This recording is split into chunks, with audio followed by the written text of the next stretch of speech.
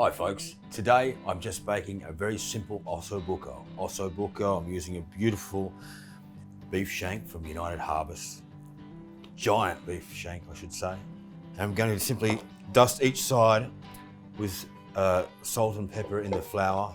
What that will do is allow the shank to have flavor, but it'll also allow it to lock in and seal in the flavor.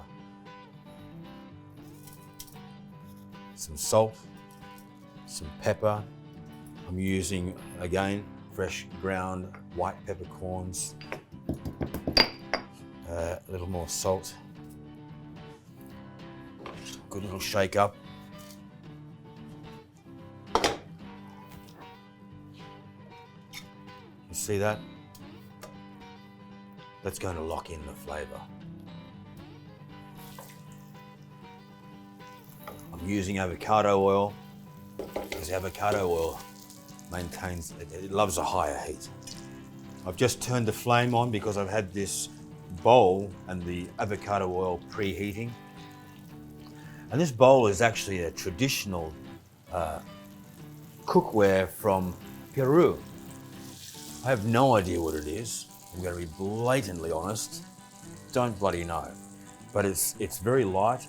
It feels like it's ceramic, but it seems to be hotter than ceramic. Let's hope it doesn't crack. Just a light seal on both sides.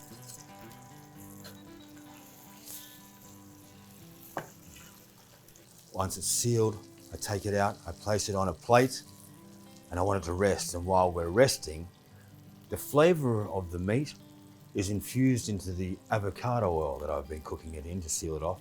I'm going to use that oil.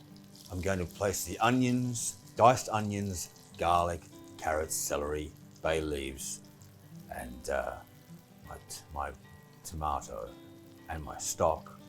And we're going to add all that in. We're going to slowly, step at a time, and then bring the osso buco beef back in and slowly cook it in the oven for a few hours. So I think I'm about ready. That's a beautiful plate. Boy, look at this plate.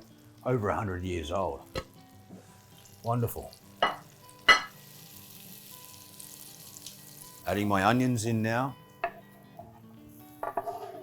Usually I would add my onions and garlic in together, let them cook off for a little while, a few minutes, and then add my carrots and celery, the other root vegetables and other ingredients to follow. But this is such an easy dish, really easy. I want you to be able to cook it with confidence, and you can't f it up. It's really simple. I'm adding a little olive oil, garlic out of crushed garlic. I use fresh clove garlics, and when I crush them with salt, and the salt makes it sweeter. It takes the bitterness out of the garlic. It takes that burn away.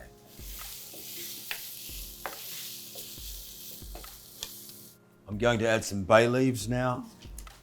We're going to transfer the pre-sealed shanks in, and when I do that, you can hear the sizzle. I'm mixing it. I'd like to mix, look at that, the colors of this beautiful, the aromatic root vegetables are popping right now. Stunning colors. So now I'm adding a little red wine. You say, how much is a little red wine? How much do you like red wine?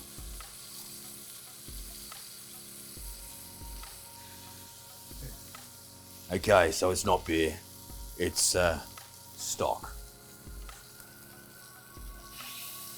I'm using a very mild beef stock. I've skinned and diced up Italian tomatoes. I'm going to throw some chili flakes in this one. I don't usually. That'll give it a little bit of warmth. It's not really traditional, although maybe the Sicilians might do it. I'm going to mix that in a little now and place the lid on, and I'm going to sit it in an oven on low temperature for a few hours, maybe 2 hours. keep in mind that this meat cooks so beautifully and so easily. The one thing I love about United Harvest meat is that the meat it's raised with love and care. And the farmers are very sensitive and in tune with the frequency of Mother Nature. And therefore, when they attend to their cattle, they're in tune with giving their cattle that love and care. And you feel it. You feel it I feel it when I'm cooking it. It's different to other meat. Whether it's their beef, whether it's their lamb, whether it's their pork, it's exceptional. It's a joy to cook with, and it's an even greater pleasure to eat and share amongst each other. I'm going to place the lid on, as I said, turn the heat off here, and for good luck, drizzle a little olive oil in. I do this just for a little good luck. It's good old Italians taught me that. It's not for flavour, it's for luck.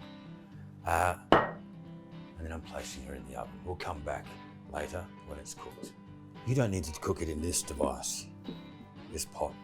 You can use what we call in Australia a crock pot, or a casserole dish, or a slow cooker even, and you can leave it before you go to work, and you can come home and you cook it so slow and so low. It doesn't need to be 2 hours. The lower the better. The lower the heat the better. The longer the timeline the better.